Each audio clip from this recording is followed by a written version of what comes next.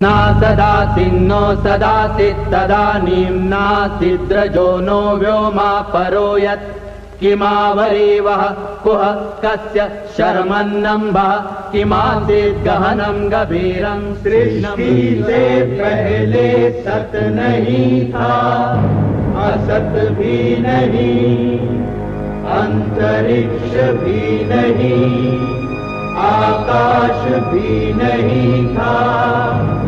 छिपा था क्या, कहाँ, किसने ढका था? उस पल तो अगम अतल जल भी कहाँ था।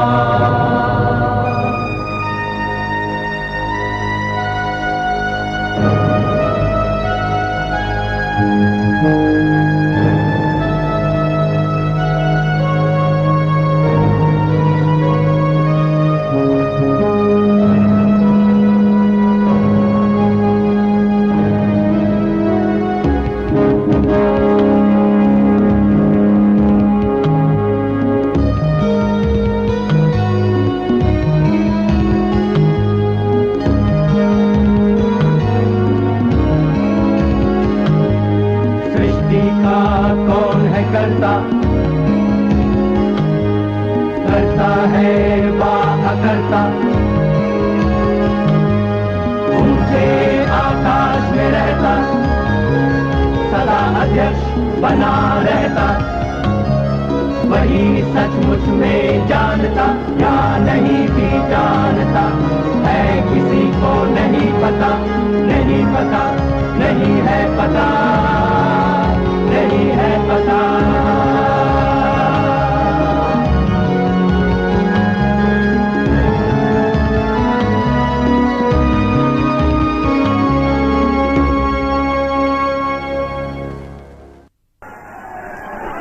वीरता बस्ती जहां वो स्थान है ये, वो वीर बिछोना है जिसमें मृत्यु काल में सोते राजा। जीवन की आहुति का यज्ञ है ये, जिससे राजा स्वर्ग सुधारे, वो पुल है ये।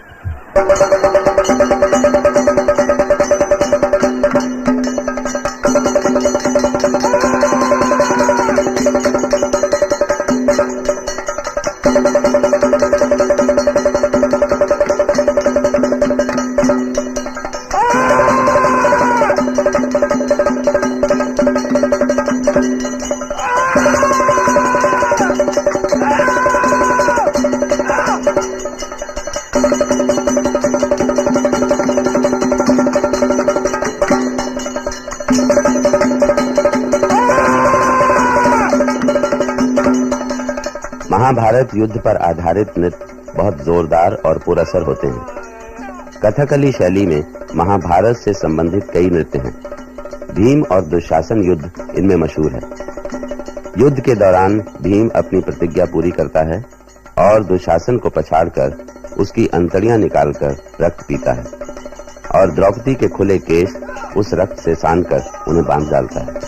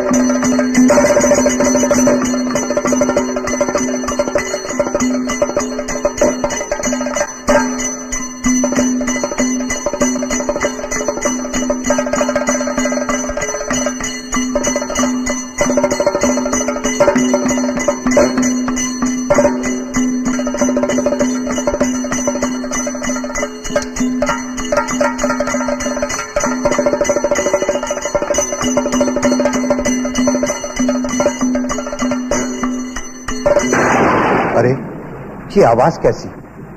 ये बादल गरजते हैं या पर्वत चूर चूर होकर गिरते हैं बिजली गिरने से? या भय पैदा करने उत्तेजित बवंडर की मार से फटती है धरती।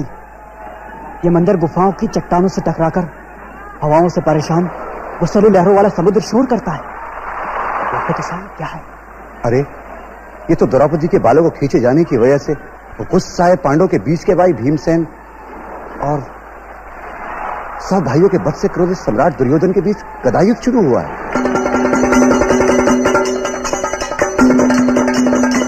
कहानी के अनुसार सभी प्रमुख क्षत्रियों ने महाभारत के युद्ध में हिस्सा लिया था, जो शायद मूल रूप से क्षत्रिय गुटों की आपसी लड़ाई थी, लेकिन इसे एक युग की विनाश लीला का दर्जा दे दिया गया।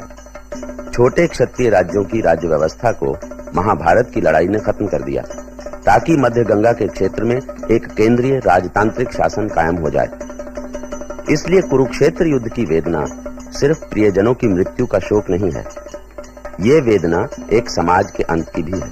फिर इस युद्ध की विशेषता यह है कि भूमि पर अधिकार के लिए यह पहली लड़ाई है। इससे पहले वैदिक युद्ध जानवर हथियाने के लिए लड़े जाते थे, लेकिन यहाँ मुद्दा है जमीन पर कब्जा। जमीन का दर्जा सबसे ऊंचा है, यहाँ तक कि रिश्तेदारियां और कबीले भी गौण बन जाते हैं। इस युद्ध के अंत को कलयुग की शुरुआत भी माना जाता है। ये बदलते हुए समय, बदलती हुई व्यवस्था की उथल-पुथल और असुरक्षा का प्रतीक है। बाद में भी जब जब किसी बड़े राजवंश का अंत हुआ या सामाजिक संकट पैदा हुए, तब तब उसे घोर कलयुग से जोड़ा गया।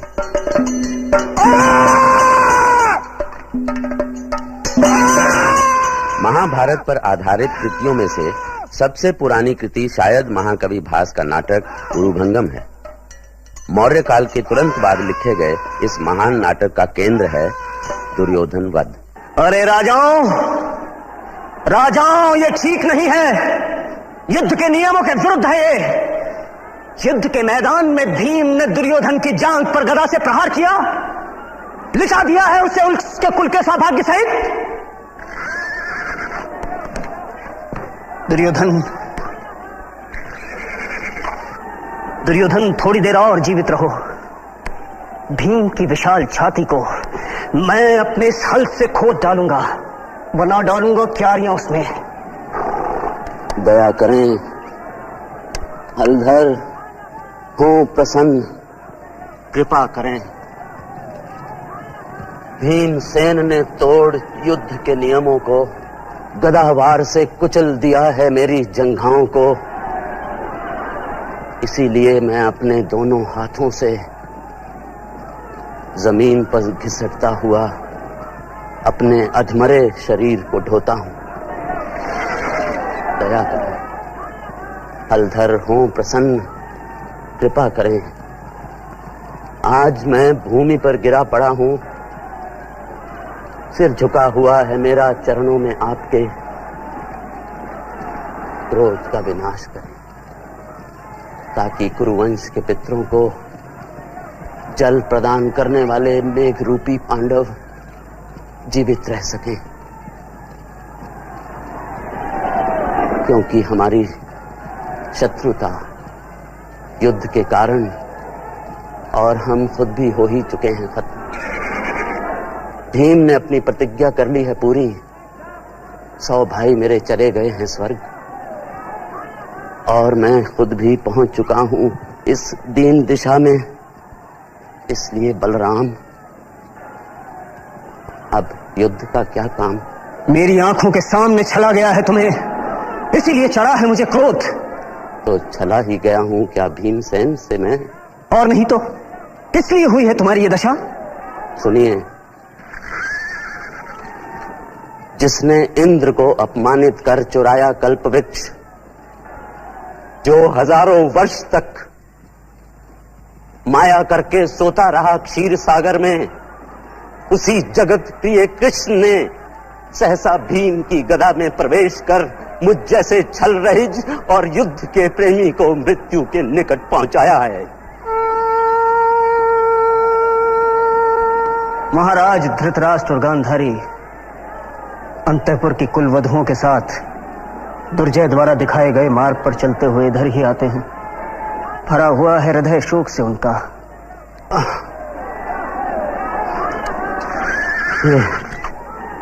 ये मुझ पर दूसरा प्रहार है।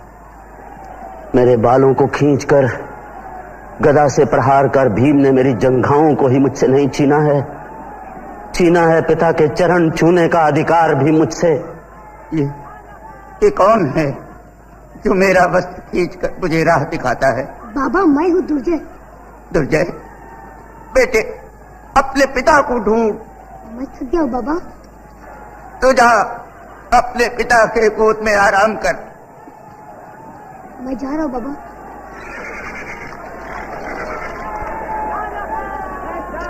पिताजी, पिताजी, पिताजी। ओह मेरे लाल, तू यहाँ क्यों आ गया? क्योंकि आप बहुत देर से दूर थे। मैं आपकी गोद में बैठूंगा। आप मुझे गोद में क्यों नहीं बिठाते?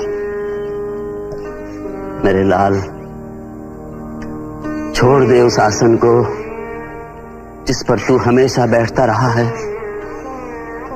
जा कहीं भी और बैठ जा। आज से ये आसन जिस पर बैठने का तू आदी रहा है नहीं रहा है तेरे लायक।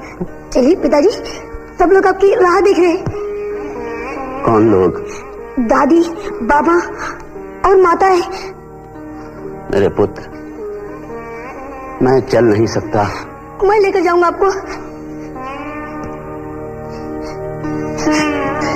मेरे लाल, तू अभी नन्हा सा है। दादी, बाबा, महाराज आए।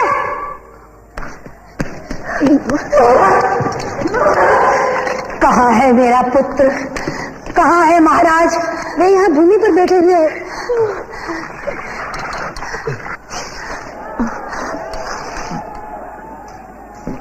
आपके चरणों में मैं सिर झुकाता हूं और धधकती हुई ज्वाला की चिंता किए बिना जिस सम्मान के साथ मैंने जन्म लिया था उसी सम्मान के साथ स्वर्ग को जाता हूं।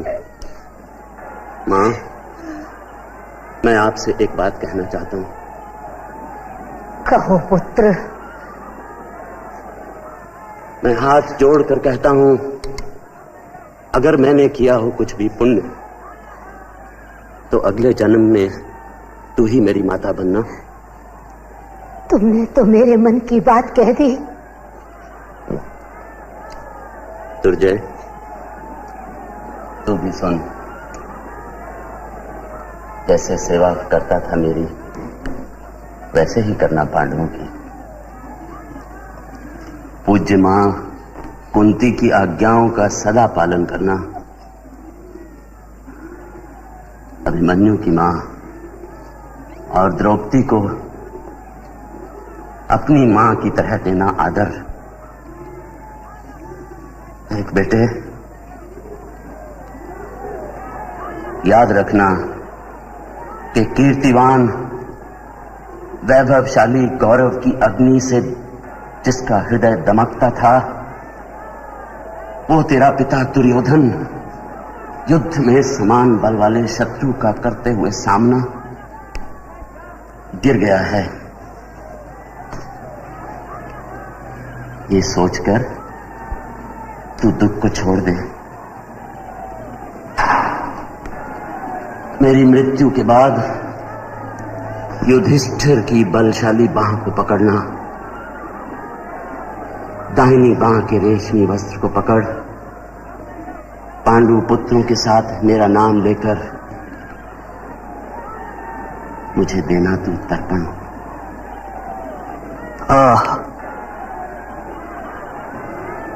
बैर बदल रहा है पश्चाताप में।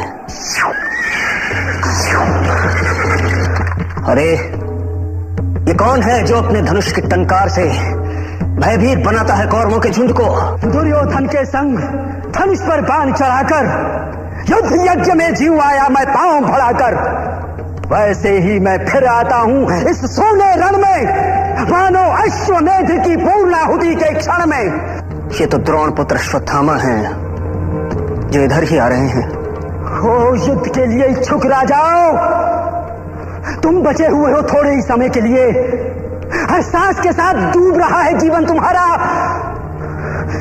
मैं वो दुर्योधन नहीं हूं जिसकी जंघाएं छल से तोड़ी गई हैं। वो साथी पुत्र कर्ण भी नहीं हूं मैं, जिसके कमजोर शस्त्र बेकार हो गए। मैं द्रोण पुत्र अश्वत्थामा, आज इस विजय भूमि में हो क्रुद्ध, ये तलवार खड़ा हूं निपट अकेला।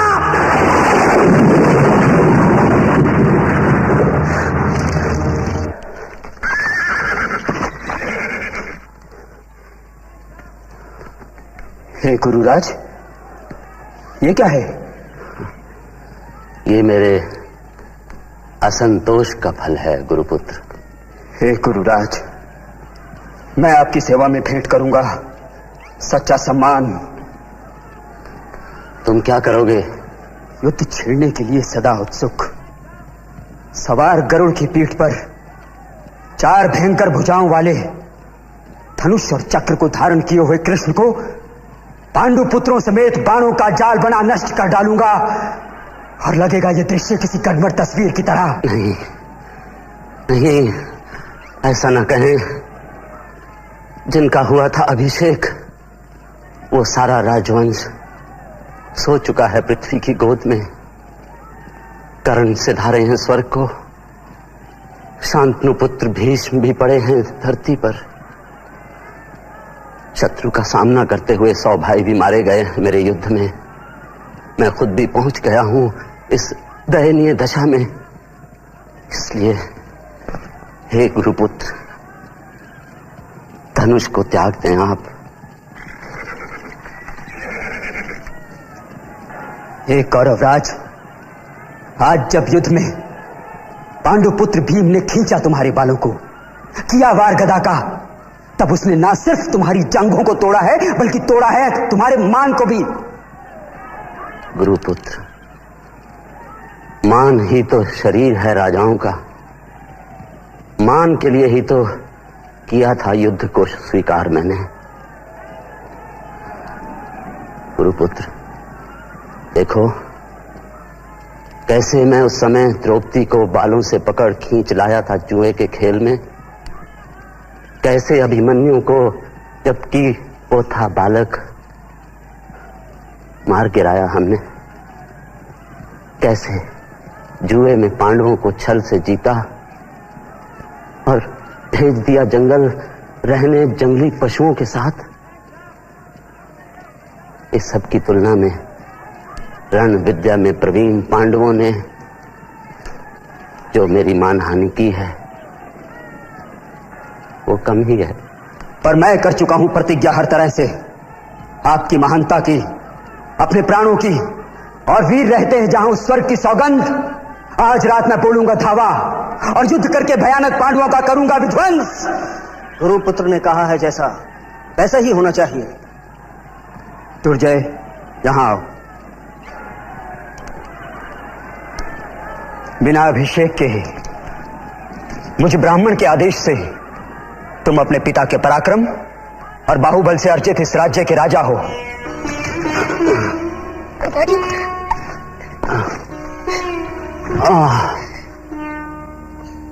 मेरे प्राण मुझसे दूर जा रहे हैं।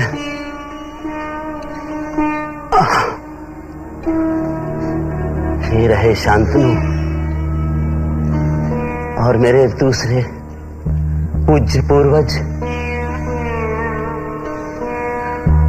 ये रहे मेरे 100 भाई जो खड़ा करके कर्ण को आगे खड़े हैं।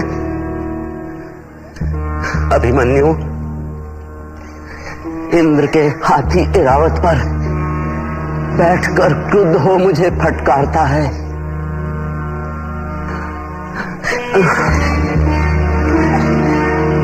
धर्मराज ने भेजा है मेरे लिए ये विमान, जो वाहन है वीरों का, जिसे खींचते हैं 1000 हंस। मैं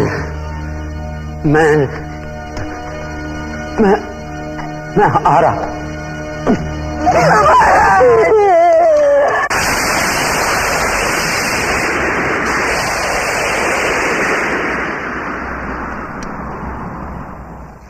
महाभारत के युद्ध पर आधारित रचनाओं में हर दौर के सामाजिक संकट और उतार चढ़ाव झलकते रहे हैं। डॉक्टर धर्मवीर भारती का नाटक अंधा युग भी एक ऐसी ही रचना है।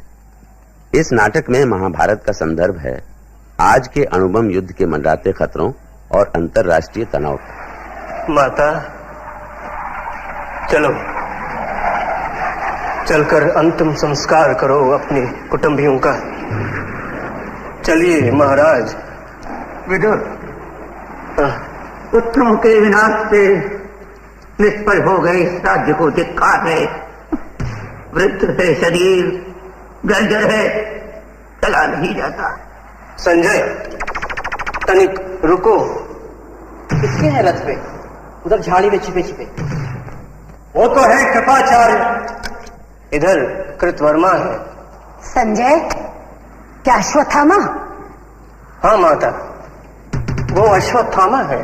संजय, उसे जाने दो। रोको उसे संजय। रुको, और रुको अश्वत्थामा, हम हैं संजय,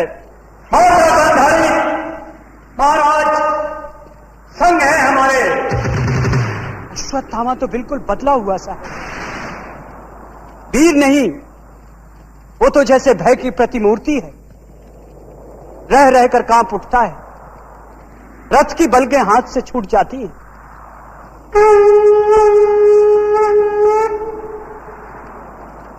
पागल है, कहता है मैं वलकल धारण कर रहूंगा तपोवन में, और डरता है कृष्ण से।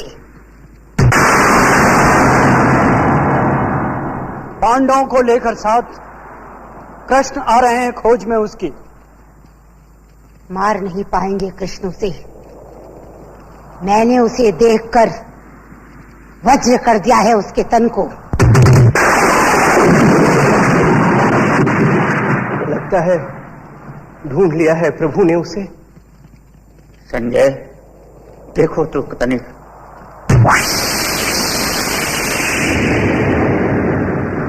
मेरी दिव्य दृष्टि वापस ले ली है व्यास ने। ये तो प्रकाश अर्जुन की अग्निबाण का है। झुलस झुलस कर गिर रही हैं वनस्पतियां। संजय, शीघ्र निकल चलो यहाँ से। किंतु कृष्ण, यदि क्या तुमने अनिष्ट अश्वत्थामा का?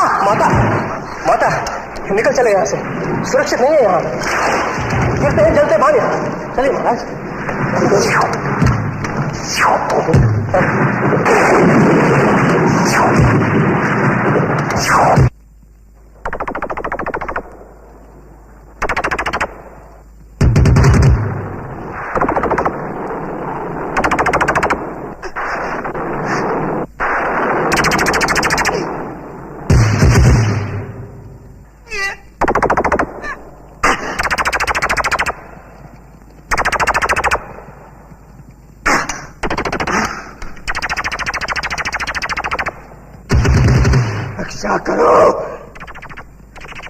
रक्षा करो अपनी, अब तुम अर्जुन।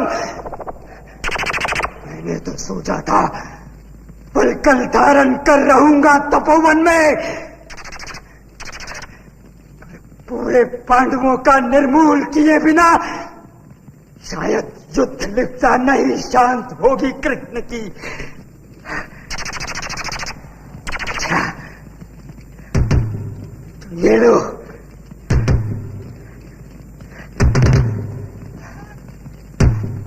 ये रहा ब्रह्मास्त्र।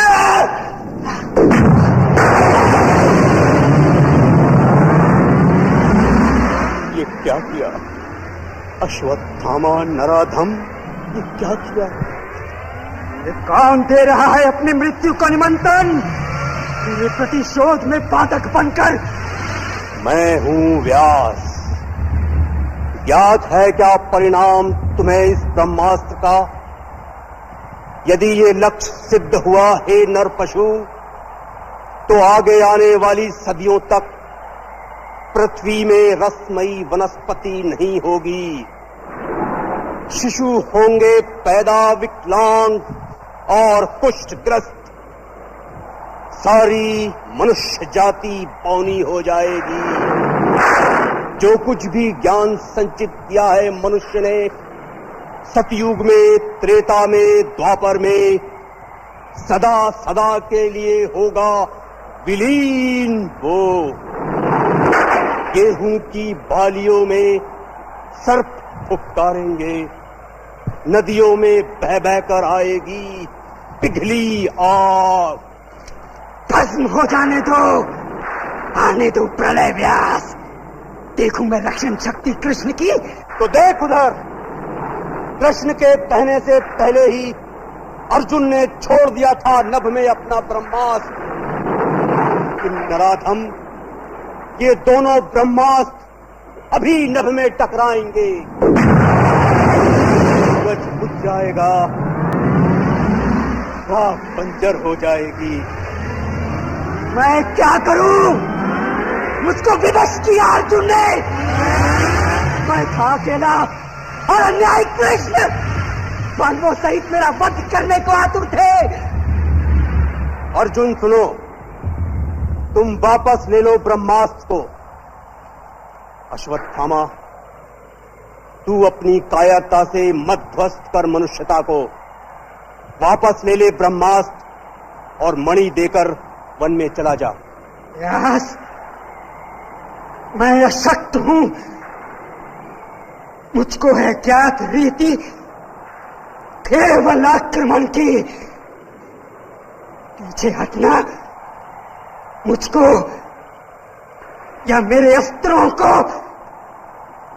मेरे पिता ने सिखाया नहीं। सूरज बुझ जाएगा, धरा बंजर हो जाएगी। अच्छा तो सुन लो व्यास, सुन लो कृष्ण,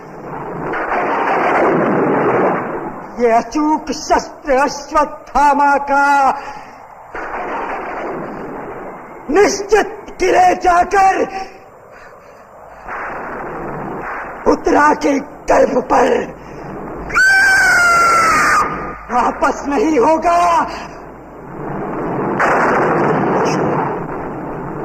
तुम पशु हो, तुम पशु हो, तुम पशु हो, तुम पशु हो।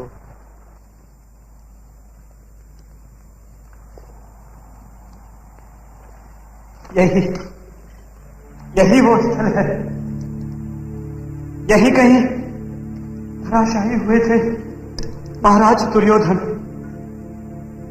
ये है उनका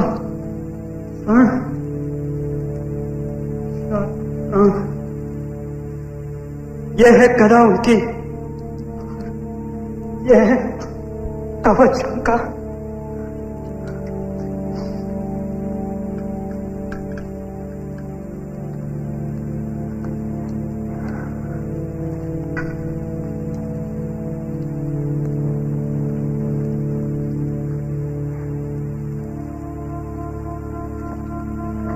माता, धैर्य धारण करें।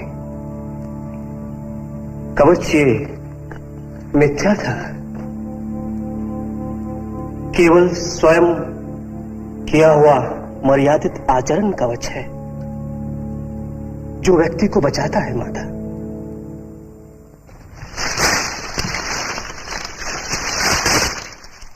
कौन है वो छाड़ी के पास मौन बैठा हुआ? क्या कोई जीवित व्यक्ति? माता, उधर न देखें। नहीं नहीं, इतना करो, अंग अंग कोड़ से गला हुआ, रोगी कुत्तों सा गंधयुक्त लौटा जा रहा है वो। कौन है विदुर? रोको उसे। माता, उसे जाने दें। वो अश्वत्थामा है। दंड उसे दिया भ्रूण हत्या का कृष्ण ने, शाप उसे दिया कि जीवित रहेगा वह, लेकिन जख्म हमेशा ताजा रहेगा। प्रभु चक्र उसके तन पर, रक्त सना घूमेगा घन वन में युगांतर तक। अंगों पर फोड़े लिए, गले हुए अंगों पर चिपकी पट्टियां, पीप, थूक, रक्त सना जीवित रहेगा वह, मरने नहीं देंगे प्रभु उसे। लेकिन अनगित राख की पीड़ा जगती रहेगी रोम रोम में। संजय, रोको उसे। लोहा मैं लूंगी आज कृष्ण से उसके लिए। माता, चला गया है वो। आया था शायद विदा लेने दुर्योधन के अंतिम अस्थिशेषों से। अस्थिशेष? तो क्या वो पड़ा है कंकाल मेरे पुत्र का? माता, धैर्य धारण करें। ओह, तो वो पड़ा है कंकाल मेरे पुत्र का। किया है ये सब कुछ कृष्ण, तुमने किया है। सुनो, आज तुम भी सुनो। मैं तपस्विनी गांधारी अपने सारे जीवन के पुण्यों का, अपने सारे पिछले जन्मों के पुण्यों का बल लेकर कहती हूं कृष्ण, सुनो। तुम यदि चाहते तो रुक सकता था युद्ध ये। मैंने प्रसव नहीं किया था कंकाल वो। इंगित पर तुम्हारे ही भीम ने अधर्म किया। क्यों नहीं दिया तुमने वो शाप भीम को जो दिया तुमने निरपराध अश्वत्थामा को? तुमने किया है प्रभुता का दुरुपयोग। सुनो कृष्ण, यदि मेरी सेवा में बल है, संचित तत्व में धर्म है, तो सुनो, प्रभु हो या परात्पर हो, कुछ भी हो, सारा तुम्हारा वंश इसी तरह पागल कुत्तों की तरह एक दूसरे को परस्पर फाड़ खाएगा। तुम स्वयं उनका विनाश करके कई सालों बाद घने जंगल में साधारण व्याघ्र के हाथों मारे जाओगे। प्रभु हो, पर मारे जाओगे पशुओं की तरह। माता, प्रभु हूं या परात्पर, पर पुत्र हूं तुम्हारा। तुम माता हो। मैंने अर्जुन से कहा, सारे तुम्हारे कर्मों का पाप, पुण्य, योग, क्षेम मैं वहन करूंगा अपने कंधों पर। 18 दिनों के इस भीषण संग्राम में कोई नहीं, केवल मैं ही मरा हूं करोड़ों बार। जितनी बार जो भी सैनिक भूमिशाही हुआ, कोई नहीं था, वो मैं था। गिरता था घायल होकर जो रणभूमि में।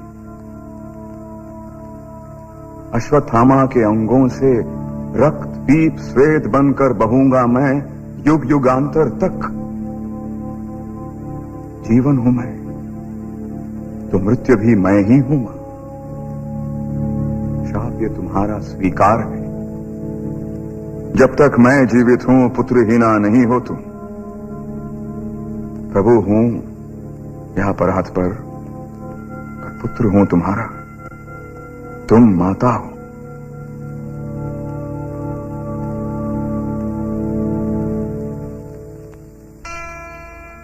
महाभारत युद्ध के बाद के नए समाज में प्रशासनिक तंत्र है, कार्य प्रणाली है, सेना है, यानी राजपाट की पूरी व्यवस्था है।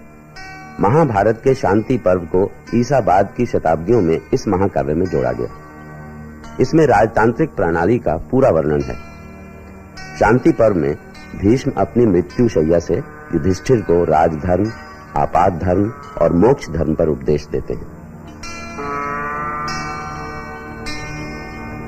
हे भीष्म, आप पांडवों को भूत भविष्य और वर्तमान के रहस्यों को बताएं। मैं कर्तव्यों की प्रकृति के संबंध में ज्ञान दूंगा। धर्म के संबंध में मुझसे प्रश्न पूछो।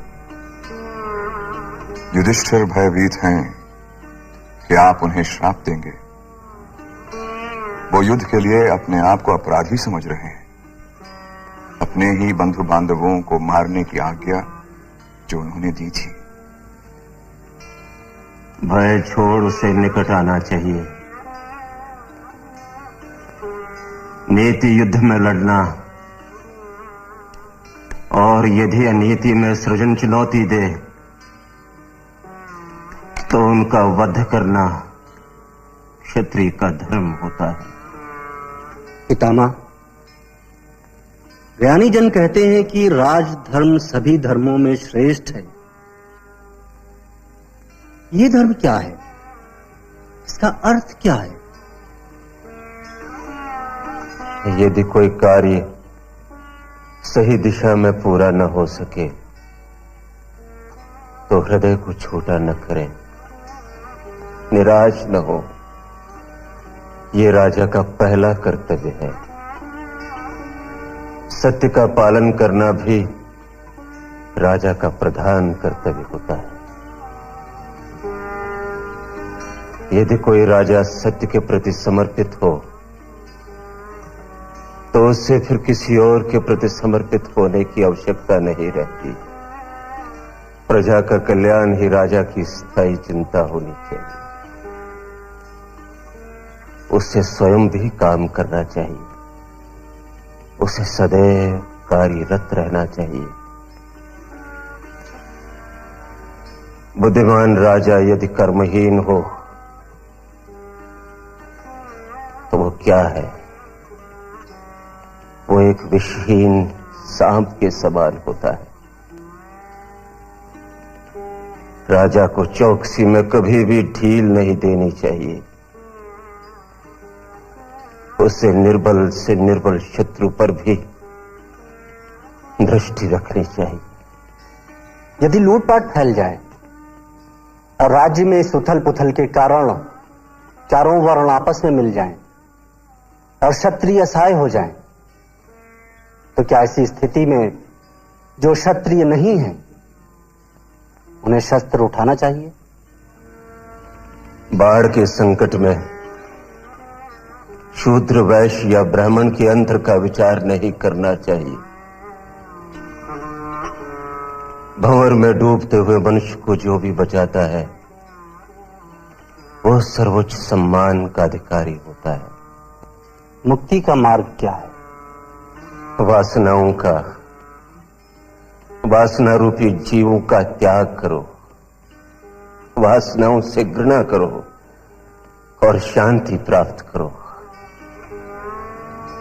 ज्ञान ही श्रेष्ठ सुख है, ज्ञान ही श्रेष्ठ वस्तु है और ज्ञान ही श्रेष्ठ अधिकार है। सत्य ही ब्रह्म है, सत्य ही तप है, सत्य ही स्वर्ग है और सत्य ही ज्योति है। मृत्यु और विनाश इस संसार पर आक्रमण करते रहते हैं। रात और दिन बीतते रहते हैं। यही समय है जब तुम स्वयं को ढूंढो, उठो, जागो या फिर अपने आप को भुला दो।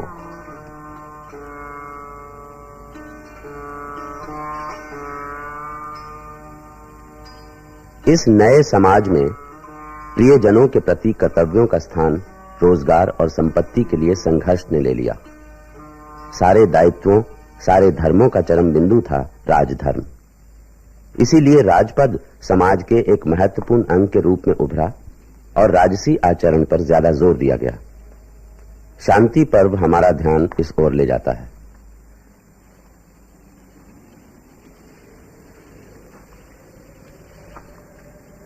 महाभारत एक ऐसा बेशकीमती भंडार है जिसमें खोजने पर हमें कई तरह की अनमोल चीजें मिल सकती हैं। ये रंग बिरंगी खुद बुदाती हुई जिंदगी से भरपूर है। ये महज नीति की तालीम देने वाला ग्रंथ नहीं, हालांकि नीति और तहजीब की तालीम इसमें बहुत मिलेगी। दूसरे ग्रंथों की तरह इसमें तपस्या और संयम पर जोर नहीं दिया गया है। महाभारत से मिलने वाले सबक को एक जुमले में बयान किया जा सकता है, दूसरे के लिए तू ऐसी बात न कर जो तुझे खुद अपने लिए नापसंद हो। और इसमें समाज की भलाई पर जोर दिया गया है। कहा गया है कि जिस काम से समाज की भलाई नहीं होती या जिसे करते हुए तुम्हें शर्म आती है उसे न करो। सच्चाई, फराख दिली, अहिंसा और अपने फर्ज पे डटे रहने से सफलता मिलती है, जाति या परिवार से नहीं। जीवन और अमरता से फर्ज बड़ा है, नैतिकता बड़ी है। सच्चे आनंद के लिए तकलीफ उठाना जरूरी है। दौलत कमाने के लिए बेचैन रहने वालों पर एक व्यंग्य है। रेशम का कीड़ा अपनी दौलत की वजह से मरता है। और महाभारत में इस सबसे बढ़कर किसी जिंदा, किसी तरक्की करते, आगे बढ़ते समाज के लिए यह सबक, असंतोष ही प्रगति को जन्म देता है।